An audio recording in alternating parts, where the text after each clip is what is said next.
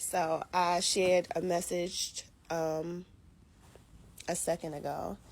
So if you look back on my storyline, you'll see another message about another thing, right? But I'm so excited about this message. So going into 2024, I know there's always a lot of conversation about people feeling discouraged because the people don't support them. The people that they know and love do not support them. And what I love about the Bible so much is that God has lived a life worth mimicking and worth knowing. So Jesus Christ, his son. So Jesus Christ have lived a life worth mimicking. And if you know, like if Jesus went through it, surely we'll go through the same path, right? So like, I want to bring you guys to Matthew 13, 54. And so if you don't know the story of Jesus, or if you're not into the church, Jesus was born the Messiah to Mary, but when he got older, he did his 40 days or 40 days of fasting. After he was done with that, he went. The first place he stopped was the church, particularly the church in his hometown. So he speaks with them or whatever. So then.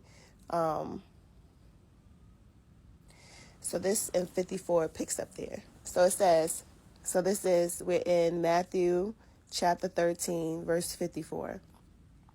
And I'm reading out of the NIV version just because it's not half and all these things, which those things are important. You want to read multiple versions, but this is a little just easier to understand. It says, coming to his hometown, he began teaching the people in their synagogues, and they were amazed. Where did this man get this wisdom and his miraculous powers? They asked. Isn't this the carpenter's son? Isn't his mother Mary? And aren't his brothers James, Joseph, Simon, and Judas? Aren't all his sisters with us? Where then did this man get all these things? And they took offense at him. But Jesus said to them, a prophet is not without honor, except in his own town and in his own home. And he did not do many miracles there because they lacked faith, right? So if even Jesus, being the Messiah that he was, where he lived, and his friends and his family, none of his siblings went on his ride with him. He had to do that by himself, solo dolo. You know what I'm saying? And so will you. Nobody gets to skip.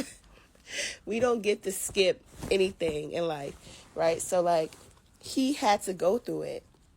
And it's important that it really is important that we understand that, right? And so if you go, there's another chapter, because even after you get your group of people, right, there will be people who support you, but not everybody who truly believes, right? So then you have people who just ride coattails, right? And it's always hard to determine who's who, but that's where discernment comes in, right? So the more you read your Bible, the more you have a better understanding. So if you go to John 7 verse 4, right? In John 7 verse 4, it says, no one who wants to become a public figure acts in secret. Since you are doing the things, show yourself to the world. For even his own brothers did not believe in him. Therefore Jesus told them, my time is not yet. For you any time would do. The world cannot hate you, but it hates me because I testify that its works are evil. And so when you feeling like that verse is mainly for like when you feel like, oh, you see people getting ahead, you see people doing this and you see people doing that, and you feel like, well, I'm doing the same things, y'all not the same, and the blessing on your life is not the same. So you can't Any time will do. God said any time will do for you. Anytime. I got divine timing, right? And so I just want you guys to be mindful. And then even when it talks about how specifically when he said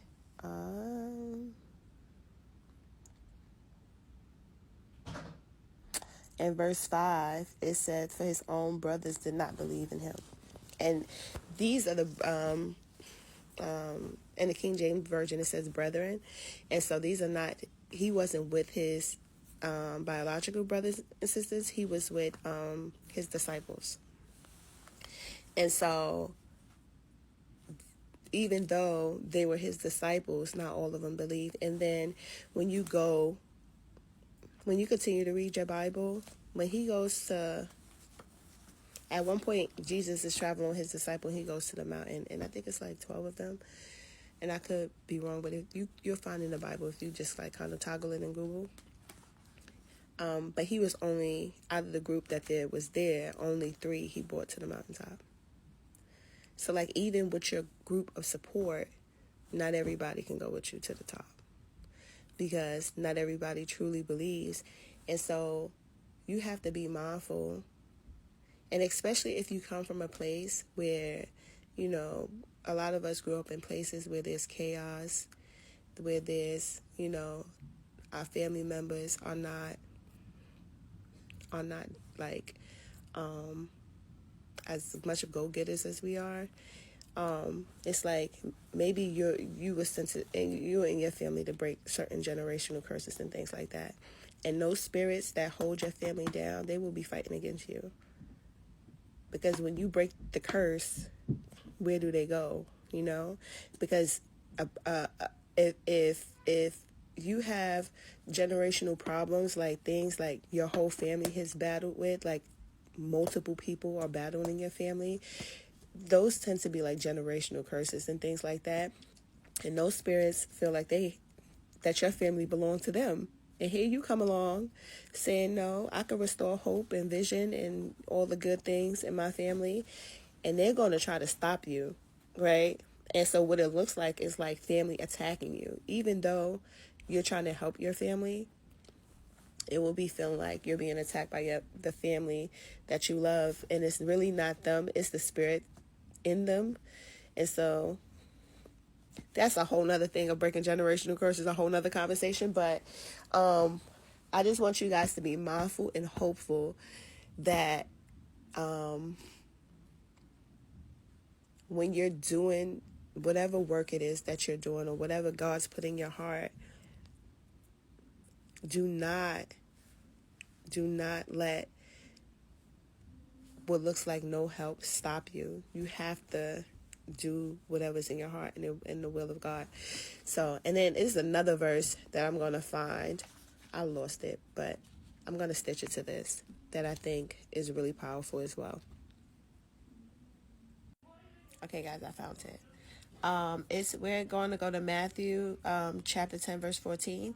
It says, if anyone will not welcome you or listen to your words, leave that home or town and shake the dust off your feet. And so what I believe the dust to be is any form of rejection, any feeling of that you can't do it, any discouraging feelings, you ought to leave those feelings right where you are, and you don't take them with you. Because just because people don't believe doesn't mean that you're not who you say you are. And you want to make sure that you are who you say you are before you even, start on the road. Oh shit, fuck it. Just go for it, and you'll become who you say you are along the way. Because sometimes you got to fake it till you make it. That's not in the Bible, but that's just my feeling. You do something enough times, and then you get the confidence to continue to do it. So, like, even if you don't feel fully confident, just, you go as if you are who you say you are. You know what I'm saying? And so I just want to encourage everybody just to move differently in 2024.